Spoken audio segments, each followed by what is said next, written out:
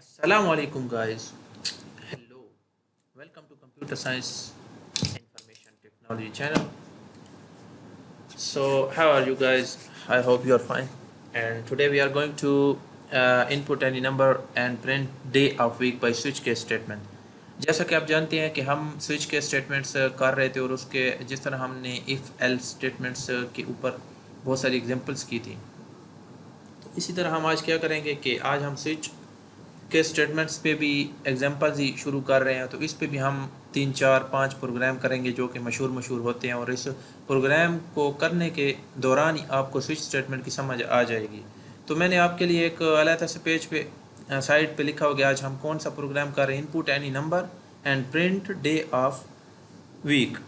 तो यहाँ पे आप अंदाज़ा कर सकते हैं कि ये कहना क्या चाहता है कि हम एक नंबर पुट करेंगे। जिस तरह मैंने कल आपको एक वीडियो में समझाया था, आप गाइस वीडियो जो है पिछली ज़रूर देखा करें, क्योंकि उसको मैं सब वीडियोस के साथ रिलेट करता आ रहा हूँ कि अगर हम एक नंबर यूज़र से लेंगे और उसमें हम केस 1 केस 2 केस 3 और केस हम डेज अ वीक ले रहे हैं 7, ठीक है। तो मैं केस 7 केसेस लूँगा, तो केस 1 पे मुझे क्या मंडे शो करेगा, केस 7 पे मुझे कौन सा शो करेगा, संडे शो करेगा, और डिफ़ॉल्ट स्टेटमेंट मेरे पास आएगी।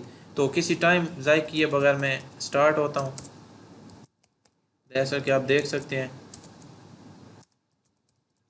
Enter the number. Okay students, आपने यूज़र से नंबर भी ले लेना है। तो आज जैसा कि आप देख सकते हैं कि जो मैं यूज़र से चीज़ लेता हूँ, एक स्विच एक्सप्रेशन होता है। कल मैंने आपको बताया था कि स्विच लगा के वो एक्सप्रेशन हम डालते हैं जो मैं ले रहा हूँ। सपोज मैं ये ले रहा हूँ, नंबर में ले रहा हूँ यूज़र से। अभी आप क्या करेंगे स्टूडेंट्स की, ये होती है बॉडी स्विच स्टेटमेंट की। स्विच स्टेटमेंट के अंदर आपने डेज ऑफ वीक प्रिंट करने, तो आपको पता है कि केस 1 में करूँगा और इसका सिंटेक्स ये होता है स्टूडेंट, ये आपने याद रखना। केस 1 पे मेरे पास मैं सी आउट क्या करूँगा, सी आउट मंडे।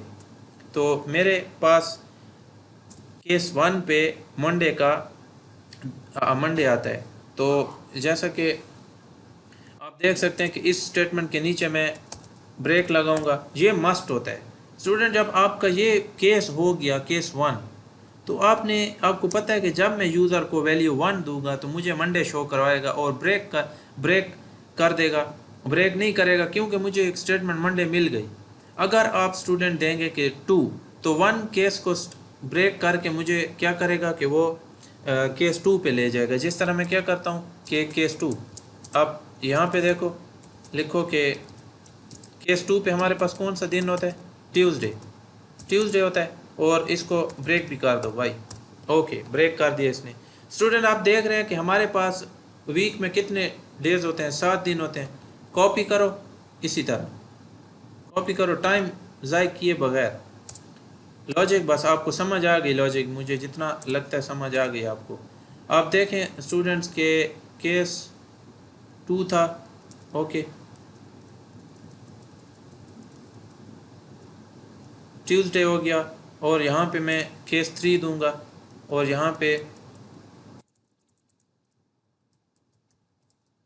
वेंसडे हो गया।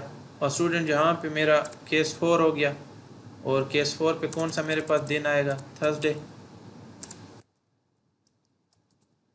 आ गया। और स्टूडेंट यहाँ आप देख सकते हैं कि 5 हो गया, और मेरे पास केस कौन सा आ गया, 5 केस पे दिन कौन सा आ गया, Friday. Case 5 day Friday, case 6 और डे सैटरडे,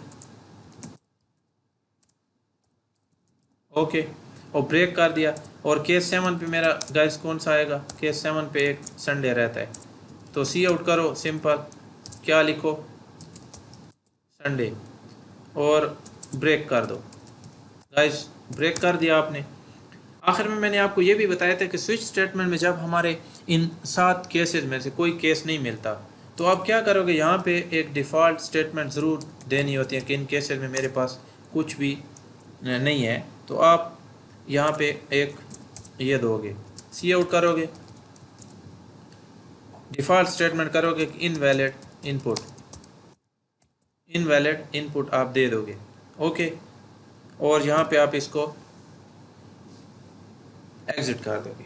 तो लेट्स सी, हम प्रोग्राम को रन करते हैं, देखते हैं कि हमारे केस 1 केस 2, जब हम वैल्यू केस 1 की देते हैं, केस 2 3, तो हमारे पास कौन सा दिन आता है। डेज प्रिंट कर रहे हैं गाइस, हम डेस्कटॉप पे फाइल सेव कर दें। जैसा कि आप देख सकते हैं स्टूडेंट, अभी आप देखेंगे मैं केस 1 पे मेरा मंडे था, केस 2 पे ट्यूसडे, वेडनेसडे, केस 3 पे, तो मैं केस 1 देता हूँ, मुझे कहाँ पे ले जाता है। आप देख सकते हैं कि मुझे मंडे पे ले गया है, मुझे मंडे शो करवा रहा है। इसी तरह स्टूडेंट्स आप देख सकते हैं कि मैं के 5 केस दूंगा, 5 पे कौन सा डे आता है, फ्राइडे, शो फ्राइडे। हमें अब शो कौन सा करवाओ, 6 पे सैटरडे शो करवाओ, 6 पे सैटरडे शो करवा दिया। देख सकते हैं आप स्टूडेंट्स, मैंने आपको बताया था कि हम जब 6 केसेस में से कोई भी केस नहीं है और मैं देता हूँ 8, आप देखेंगे कि मुझे कौन सी स्टेटमेंट ले जाएगा, डिफ़ॉल्ट स्टेटमेंट लेगा। अभी तक आपको लॉजिक समझ आ जानी चाहिए। आप देख सकते हैं वैलिड इनपुट मुझे डिफ़ॉल्ट स्टेटमेंट पे ले गया है। तो जैसा कि आपने देखा कि आज हमने डेज प्रिंट किए स्विच स्टेटमेंट से, और इंशाल्लाह आपको अच्छी समझ आई होगी।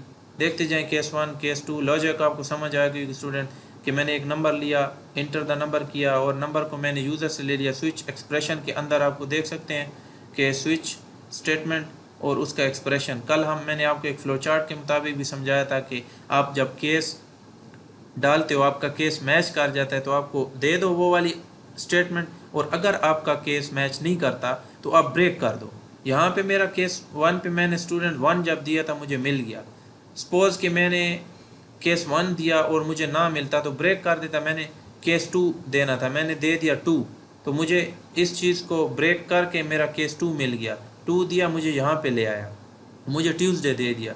जैसा कि मैंने 3 पुट किया तो इसको ब्रेक करके इन दोनों को इस पे मुझे ये वाला दे दिया, केस 3 पे डायरेक्ट स्विच कर दिया। जिस तरह आप एक वर्ड से भी कहते हैं स्विच करना, तो इसी तरह ये केस पे स्विच करता है डायरेक्ट, के केस 4 पे 4 दिया तो 4 ले गया। और इन सब में से अगर कोई भी स्टेटमेंट नहीं है, 8 मैंने पुट किया, तो आप देख सकते हैं कि कोई केस नहीं है 8 का, तो डिफ़ॉल्ट स्टेटमेंट पे ले जाएगा और इधर इसने हमें इनवैलिड शो करवा दिया।